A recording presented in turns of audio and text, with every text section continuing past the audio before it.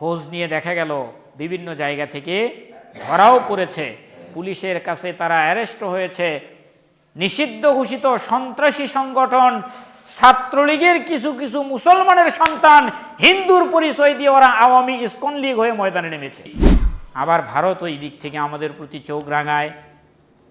তার মানে কি, বিভিন্ন দিক থেকে বিভিন্ন সংবাদগুলো পর্যালোচনা করে যেটা বুঝতে পারছি, এই ভারত আমাদের দেশকে হায়দ্রাবাদের মতো দখল করে নেওয়ার একটা পায়তারা চালাচ্ছে, আর এখান থেকে ইন্ধন দিচ্ছেন আমাদের গণহত্যাকারী ডাইনি শেখ হাসিনা। বাংলাদেশে মুসলমানের সংখ্যা কত পার্সেন্ট কেউ বলতে পারবেন? 96%। কত পার্সেন্ট? 96% মুসলমান। আমি কেন বললাম সেটা একটু বলে নেই। আর 4% অন্য অন্য সকল ধর্ম। এই 4%-এর মধ্যে হিন্দু আছে, বৌদ্ধ আছে, খ্রিস্টান আছে, তারপরে আদিবাসী যারা সাঁওতাল তারা আছে, চাকমা আছে, ঠিক না? তো এই 4%-এর মধ্যে সব ধর্ম মিলায়া এখানে হিন্দুদের ভাগে পড়ছে ভারতের পাশে তো সম্ভবত 2%। এই 2%-এর কিছু কম, তবে 2%। কিন্তু উগ্র হিন্দুত্ববাদী সংগঠন ইসকন, এই ইসকন কিন্তু কোনো হিন্দু প্রতিষ্ঠা করে নাই। আপনারা ভালো করে মনে রাখবেন, এই ইসকন প্রতিষ্ঠিত হয়েছিল 1966 সালে আমেরিকার নিউ ইয়র্ক সিটিতে।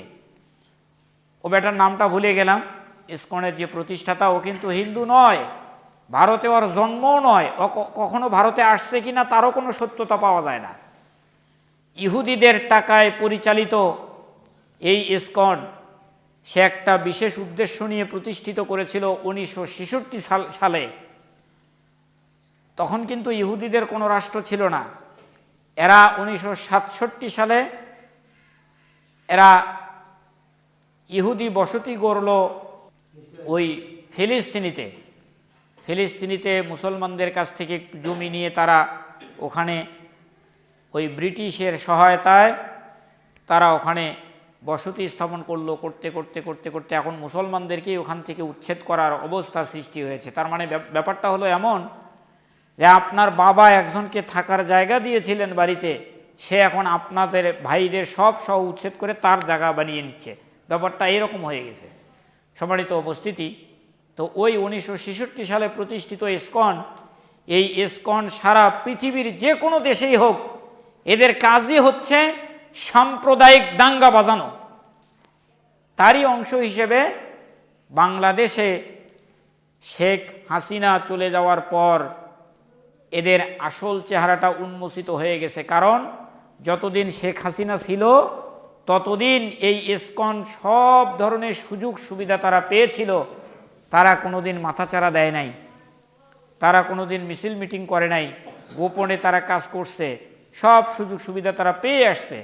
কিন্তু এখন শেখ হাসিনা চলে যাওয়ার পর এই চিলময় না কি যেন নামটাও আমি বলতে পারি না, চিলময় কৃষ্ণা দাস ব্রহ্মচারী, এই বেয়াদব, এর কয়েকটা বক্তব্য আমি শুনলাম। তার এক কথাই বলতেছে যে আমরা শেখ হাসিনার হাতকে শক্তিশালী করার জন্য কাজ করছি। ওরে বেটা বেয়াদব, তুই যদি শেখ হাসিনার হাতকেই শক্তিশালী করিস, রাজনীতিতে আয়, ঠিক না বলেন? ওরা রাজনীতিতে আসবে না। এরপরে সে আমাদের জাতীয় পতাকা অপমাননা করলেন, রাষ্ট্রদ্রোহীর অপরাধে তাকে গ্রেপ্তার করা হলো। আমি অবাক হচ্ছি, চট্টগ্রামে হাজার হাজার লোক তারা সমবেত হয়ে আদালত যখন তার জামিন আবেদন নামঞ্জুর করে কারাগারে পাঠালেন, তখন তার পুলিশের প্রেজন ভ্যানকে ঘিরে তারা বিক্ষোভ প্রদর্শন করলেন। অত্যন্ত নির্মমভাবে আমাদের একজন আইনজীবী অ্যাডভোকেট সাইফুল ইসলাম আলিফ ভাইকে তারা ধরে নিয়ে গিয়ে শুধু পিটায়া মেরেই তারা ক্ষান্ত হন নাই, তারা তাকে জবাই করে দুনিয়ার থেকে বিদায় করে দিয়েছেন। ওখানে উপস্থিতির সংখ্যা ছিল 30%। বাংলাদেশে হিন্দু কয় পার্সেন্ট? 2%। 2%-এরও কিছু কম। তাহলে ওখানে 30% আসলো কোথা থেকে? খোঁজ নিয়ে দেখা গেল বিভিন্ন জায়গা থেকে ধরাও পড়েছে, পুলিশের কাছে তারা অ্যারেস্ট হয়েছে। নিষিদ্ধ ঘোষিত সন্ত্রাসী সংগঠন ছাত্রলীগের কিছু কিছু মুসলমানের সন্তান হিন্দুর পরিচয় দিয়ে ওরা আওয়ামী ইসকন লীগ হয়ে ময়দানে নেমেছে। ওদের কাজ হচ্ছে দেশকে অস্থিতিশীল পরিবেশ তৈরি করা, দেশের ভিতরে একটা বিশৃঙ্খলা সৃষ্টি করে ওরা ওদের ওই সেই স্বৈরাচার ফ্যাসিস্ট গণহত্যাকারী খুনি ডাইনি সেই শেখ হাসিনাকে প্রতিষ্ঠিত করতে চায়, ঠিক না বলেন? সম্মানিত উপস্থিতি, এজন্য আমি আমার সমাজবাসীকে উদাত্ত আহ্বান জানাচ্ছি, আমাদের রসুল সাল্লাল্লাহু আলাইহি ওয়াসাল্লাম যে ভবিষ্যৎবাণী করে গেছেন, রসুল সাল্লাল্লাহু আলাইহি ওয়াসাল্লাম একদিন পূর্ব দিকে হয়ে মসজিদে নববীর বারান্দায় দাঁড়িয়ে আছে। কোথায়? হুজুর সাল্লাল্লাহু আলাইহি ওয়াসাল্লামের মুখে কোনো কথা নাই, ভাব গাম্ভীর্য অবস্থায় চুপচাপ তিনি দাঁড়িয়ে আছেন পূর্ব দিকে হয়ে। সাহাবায়ে কেরাম বললেন, ইয়া রাসূলুল্লাহ, কি অবস্থা, আপনি এভাবে দাঁড়িয়ে আছেন, আমরা তো বুঝতে পারছি না।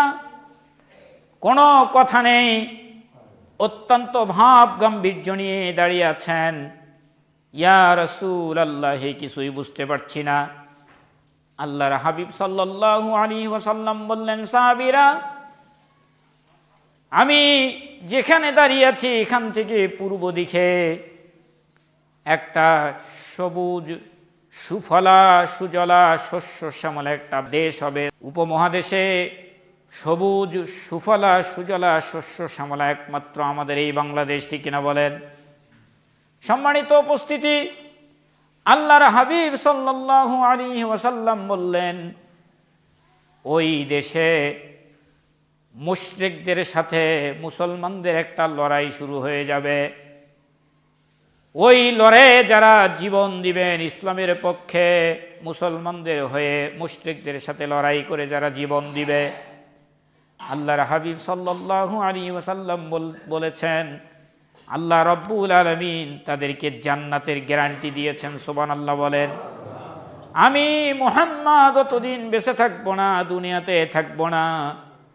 যদি আমি থাকতাম তাহলে আমি মুহাম্মাদুর রাসূলুল্লাহ ওই সুজলা সুফলা সবুজ শস্য শ্যামলা ওই দেশের মুসলমানদের সাথে মুশরিকদের বিরুদ্ধে যুদ্ধে অবতীর্ণ হয়ে যেতাম। সুবহানাল্লাহ বলেন। আমার মনে হয়, আমার প্রিয় মুসল্লিরা, মনে হয় সেই গাজওয়াতুল হিন্দের ডাক পদধ্বনি শোনা যাচ্ছে, কারণ চিলময় আমাদের দেশের একজন রাষ্ট্রদ্রোহী অপরাধী, তাকে গ্রেপ্তার করলেন পুলিশ। এটা আমাদের দেশের আভ্যন্তরীণ বিষয়, কিন্তু তাকে গ্রেপ্তার করার সঙ্গে সঙ্গে ভারত কেন উঠে পড়ে লাগলো? ভারতের জমিনে মুসলমানদেরকে গরুর গোশত খাওয়ার অপরাধে প্রকাশ্য দিবালোকে পিটায়া হত্যা করে গাছের সাথে লটকায় রেখেছে, আমরা মিডিয়াতে দেখেছি। ভারতের অভ্যন্তরীণ বিষয় নিয়ে যদিও আমাদের কষ্ট হয়েছে, তারপরেও তো তাদের অভ্যন্তরীণ বিষয় নিয়ে আমরা কথা বলি নাই। কিন্তু আমাদের দেশের একজন রাষ্ট্রদ্রোহী অপরাধীকে গ্রেপ্তার করার পরে ভারত কড়াভাবে কথা বলছেন, কোন সাহসে? সম্মানিত উপস্থিতি, শুধু তাই নয়, এই পশ্চিমবঙ্গ বিজিবি বলছে আমরা সীমান্ত অবরোধ করব। এরা আরও অনেক কিছু বলছে। বাংলাদেশের রাষ্ট্রদ্রোহী অপরাধীকে গ্রেপ্তার করার পরে তাদের এত মাথা ব্যথা কেন? তার মানে এটা থেকেই বোঝা যায় আগামী দিনে হয়তো রাসূল সাল্লাল্লাহু আলাইহি ওয়াসাল্লামের সেই ভবিষ্যৎবাণী গাজওয়াতুল হিন্দের পদধ্বনি আমরা শুনতে পাচ্ছি, ঠিক কিনা বলেন?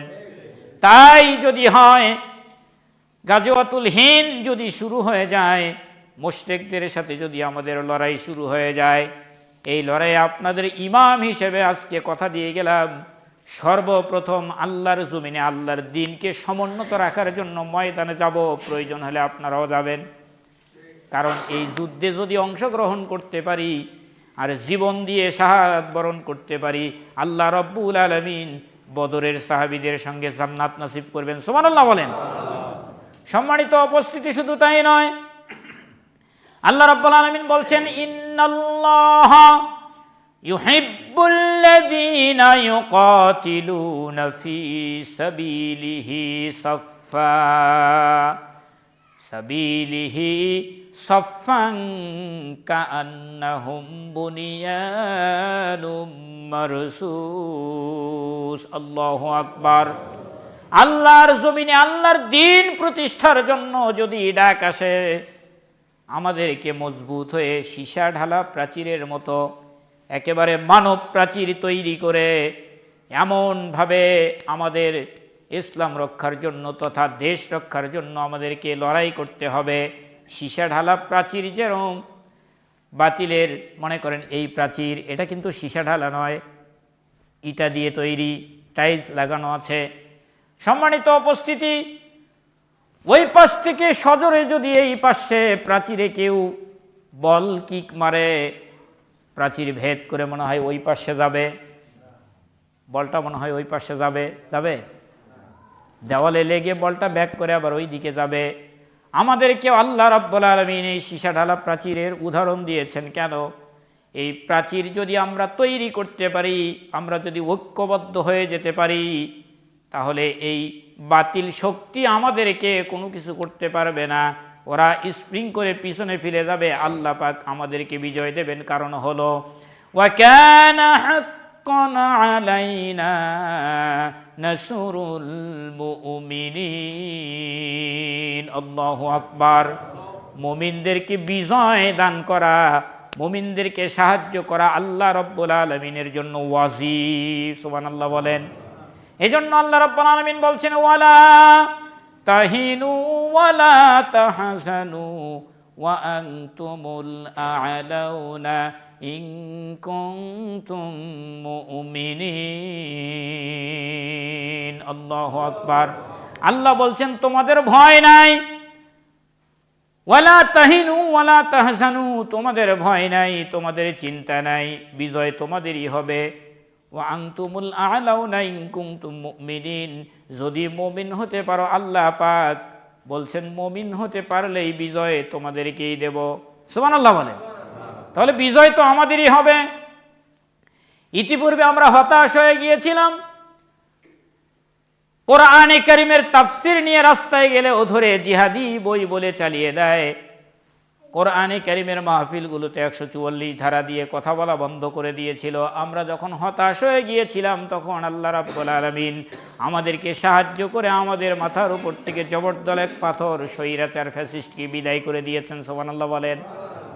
মানুষ যখন হতাশ হয়ে যায়, আল্লাহ রাব্বুল আলামিনের সাহায্য তখন সেই জায়গা থেকে শুরু হয়ে যায়। সুবহানাল্লাহ বলেন।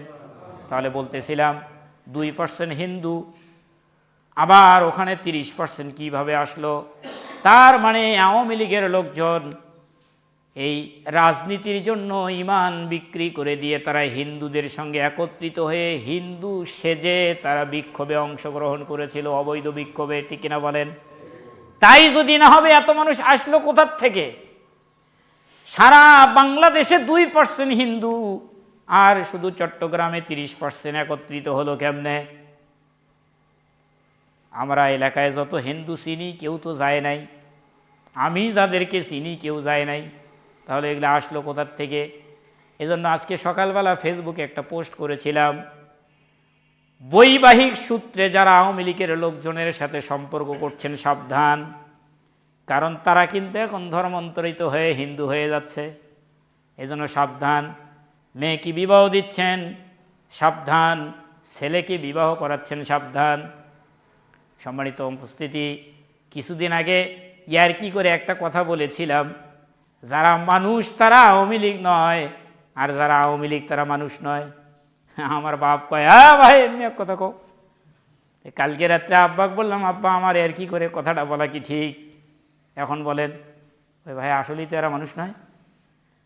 মানে আব্বা বুঝলো কালকে, আর আমি বুঝছিলাম আরও 1 মাস আগে। সম্মানিত উপস্থিতি, তার মানে হলো আমার মুসল্লিদের মধ্যে আমি মনে করি কেউ নাই। যদিও থাকেন চুপে চাপে কেউ, আপনার বিবেককে প্রশ্ন করেন তো, রাজনীতির কারণে ইমান বিক্রি করে হিন্দুদের সঙ্গে একত্রিত হয়ে মিছিল করা কি আপনার ঠিক হলো? কোন দলের সাথে আপনি থাকেন? আল্লাহ রাব্বুল আলামিন বলছেন লা ইত্তাখিযিল মুমিনুনাল কাফিরিনা আউলিয়া মিন দুনিল মুমিনিন। আল্লাহু আকবার। খবরদার, মুমিনরা মুমিন ছাড়া যেন কাফেরদের সাথে বন্ধুত্ব না করে। মুমিনদের বন্ধু হবে শুধু মুমিন, কাফেরদের সঙ্গে আমাদের বন্ধুত্ব নাই। হুজুর তাহলে যে পূজা মণ্ডপ পাহারা দিলেন? হ্যাঁ, পূজা মণ্ডপ আমরা পাহারা দিলাম। এটার কারণ হলো বাংলাদেশে সাম্প্রদায়িক সম্প্রীতি নষ্ট করার জন্য তখন ওই আওয়ামী সন্ত্রাসীরা ষড়যন্ত্র করেছিল। বিভিন্ন জায়গায় তারাই পূজা মণ্ডপে আক্রমণ করে মূর্তি ভেঙে আমাদের দোষ দিতে চেয়েছিল, যেমনটা দোষ দিয়েছিল আমাদের বাবা ইব্রাহিম আলাইহিস সালামের। এই জন্য গোয়েন্দা তথ্যের ভিত্তিতে এই সংবাদ যখন আমরা পেয়েছিলাম, তখন আমরা পূজা মণ্ডপ পাহারা দিয়েছিলাম, তারা যেন শান্তিপূর্ণভাবে পূজা করতে পারে, আমাদের এই সুন্দর দেশটার মধ্যে যেন বিশৃঙ্খলা কেউ সৃষ্টি করতে না পারে, এই জন্য আমরা এই কাজ করেছিলাম। দেখেন ভাগ্যের নির্মম পরিহাস, আমরা তাদেরকে পূজা মণ্ডপ পাহারা দিয়ে পূজা করার জন্য সুযোগ করে দিলাম। আমরা সন্তানদের কাছে থাকলাম না, বাড়িতে থাকলাম না, প্রচণ্ড কষ্ট করে রাতে আমরা তাদের পাহারা দিলাম। আর তারা সুযোগ পেয়ে আমাদের ভাই অ্যাডভোকেট সাইফুল ইসলাম আলিফকে শুধু হত্যাই করে নাই, জবাই করে দুনিয়ার থেকে বিদায় করে দিল। এজন্য বোঝেন সম্মানিত উপস্থিতি, আবার ভারত ওই দিক থেকে আমাদের প্রতি চোখ রাঙায়। তার মানে কি, বিভিন্ন দিক থেকে বিভিন্ন সংবাদগুলো পর্যালোচনা করে যেটা বুঝতে পারছি, এই ভারত আমাদের দেশকে হায়দ্রাবাদের মতো দখল করে নেওয়ার একটা পায়তারা চালাচ্ছে। আর এখান থেকে ইন্ধন দিচ্ছেন আমাদের গণহত্যাকারী ডাইনি শেখ হাসিনা। কোথায় আছে? কোথায় আছে? ওখানেই আছে। সম্মানিত উপস্থিতি, এজন্য আমাদেরকে দৃঢ়ভাবে শপথ নিতে হবে, রক্ত থাকতে জীবনেও আমাদের এই বাংলাদেশে বহির্বিশ্বের কোনো খবরদারি সহ্য করা হবে না। রাজি আছেন? যখনই ডাক আসবে দেশের জন্য, ইসলামের জন্য, সবাই আমরা ময়দানে ছুটে যাব। কারণ দেশই যদি না থাকে, এ লম্বা পাঞ্জাবি গায়ে দিয়ে কোথায় থাকবেন? দেশই যদি না থাকে, লম্বা পাঞ্জাবি লম্বা টুপি পরে কোথায় থাকবেন? এই জন্য দৃঢ়ভাবে শপথ নিতে হবে, বাঁচলে বীরের মতো বাঁচবো, মরলে বীরের মতো মরব। ঘরের ভিতরে শুয়ে থাকলেও মরতে হবে। আপনি যদি ডাক আসার পরেও না যান, তারা যদি কখনো এই দেশকে দখল করে নিতে পারে, আরামে থাকতে দেবে ঘরের ভিতরে? যে বাবা তুই যাস নি রে, তুই থাক, এটা কি দেবে? এজন্য আমাদের দেশের জন্য, আমাদের দেশের ব্যাপারে কোনো আপোষ নাই। আমরা উদাত্ত আহ্বান জানিয়েছি বিভিন্নভাবে, বিভিন্ন প্ল্যাটফর্মে, ইন্টারনেট, সামাজিক যোগাযোগ মাধ্যম, বিভিন্ন মিডিয়ার মাধ্যমে আমরা আহ্বান জানিয়েছি দেশের জনগণকে, দেশের ব্যাপারে কোনো বিএমপি, জামাত, হেফাজত, চরমোনাই নাই। দেশের ব্যাপারে আমরা সকলেই এক। তারপরে দেশ যখন আমাদের নিরাপদ হবে, তখন দেশের ভিতরে কেটা কোন দল করে সেটা পরের খবর, ঠিক না বলেন? কিন্তু দেশের ব্যাপারে আমাদের কোনো মতপার্থক্য নাই, কোরআনের ব্যাপারে আমাদের কোনো মতপার্থক্য নাই। আল্লাহ রাব্বুল আলামিন বলছেন, ওয়াতাসিমু বিহাবলিল্লাহি জামিআন ওয়া লা তাফাররাকু। আল্লাহু আকবার। আল্লাহ পাকের এই রশিকে আমরা এমনভাবে আঁকড়ে ধরব, আমাদের কোরআন কারীম এবং আমাদের দেশের ব্যাপারে আমাদের কোনো মতপার্থক্য নাই। কথা বুঝাতে পারছি? যদি আমার দেশের সীমানা বন্ধু মুছে দিতে কেউ চায়, যদি আমার দেশের ধন সম্পদ লুটে নিতে কেউ চায়, যদি আমার সাগরে, আমার পাহাড়ে ফেরায় লোভের চোখ, আমি প্রতিবাদে জ্বলে উঠবই, তবে যা হবার তাই হোক। ঠিক না বলেন? এই শান্ত সবুজ পতাকায় যদি পরে শকুনের থাবা, এই সুক্ত বারুদ জাতি নিয়ে ফের খেলে যদি কেউ ডাবা, এই কুঠি মানুষের প্রাণের কুঠুরে আগ্রাসনের হাত যদি কেউ বাড়ায়, তবে আবার যুদ্ধ হবে, আবার যুদ্ধ হবে, আবার যুদ্ধ হবে। ঠিক না বলেন? আবার যুদ্ধ হবে, আবার যুদ্ধ হবে। মোরা পৃথিবীর কোনো পরাশক্তিরই মানি না খবরদারি, কোনো শৃঙ্খল, কোনো অবরোধ বা হুমকি বা হুঁশিয়ারি, ঠিক না বলেন? পৃথিবীতে সবাই আমরা বন্ধুর মতো থাকতে চাই। কেউ যদি আমাদের সাথে প্রভুর মতো আচরণ করে আমরা তাদেরকে ছেড়ে দেব না, ঠিক না বলেন? এজন্য কবি বলেছেন, মোরা পৃথিবীর কোনো পরাশক্তির মানি না খবরদারি, কোনো শৃঙ্খল, কোনো অবরোধ, কোনো হুমকি বা হুঁশিয়ারি। এই দেশের জন্য মরেছি মোরা, দেশের জন্য লড়েছি মোরা, মরেছি ভাষার জন্য। আমাদের ইতিহাস আছে, আমরা ভাষার জন্য জীবন দিয়েছি আমাদের পূর্বপুরুষ যারা ছিলেন। এ দেশের জন্য আমরা লড়েছি, লক্ষ লক্ষ মানুষের রক্তের বিনিময়ে আমরা এই দেশ পেয়েছি। সুতরাং আলোচনাটা যেহেতু মিডিয়ায় যাবে, মিডিয়ার মাধ্যমে আমার সম্পূর্ণ মুসল্লিদেরকে নিয়ে, সকল মুসল্লিদেরকে নিয়ে বলতে চাই, আমরা কে কোন দল করি দেশের ব্যাপারে আমাদের এই মতপার্থক্য থাকবে না। দেশ এবং কোরআনের ব্যাপারে আমরা সকলেই এক হয়ে যাব, ঠিক কিনা বলেন? আল্লাহ রাব্বুল আলামিন আমাদের সকলকে কবুল করুন। ইন্নাল্লাহা ইউহিব্বুল্লাযীনা ইউকাতিলুনা ফী সাবিলিহি সাফফা কাআন্নাহুম বুনিয়ানুম মারসুস। আমরা সীসা ঢালা প্রাচীর হয়ে আমরা এই দেশের জন্য আমরা লড়াই করব। যদি ডাক আসে কোরআনের জন্য আমরা লড়াই করব। আমরা সকলে মিলে দাবি জানিয়েছি, আবারও সেই দাবি পূর্ণ ব্যক্ত করছি, তা হলো বাংলাদেশের কোনো হিন্দু আমাদের শত্রু নয়, কিন্তু হিন্দুদের নামে ইসকন যদি কোনো সন্ত্রাসী কার্যক্রম পরিচালনা করে, আমাদের দেশকে অস্থিতিশীল করতে চায়, আমরা বর্তমান অন্তর্বর্তী সরকারের কাছে দাবি জানাচ্ছি, ছাত্রলীগকে যেমন সন্ত্রাসী কর্মকাণ্ড পরিচালনার জন্য নিষিদ্ধ করা হয়েছে, সন্ত্রাসী সংগঠন ইসকনকেও নিষিদ্ধ করতে হবে, ঠিক না বলেন? সম্মানিত উপস্থিতি, আমরা যাই করি, আমরা কোরআন কারীম, ইসলাম, আমাদের প্রিয় রসুল মুহাম্মদুর রাসূলুল্লাহ সাল্লাল্লাহু আলাইহি ওয়াসাল্লাম এবং আমাদের প্রিয় মাতৃভূমি স্বাধীন সার্বভৌম সোনার এই বাংলাদেশ, এই ব্যাপারগুলোতে আমরা আপোষহীন।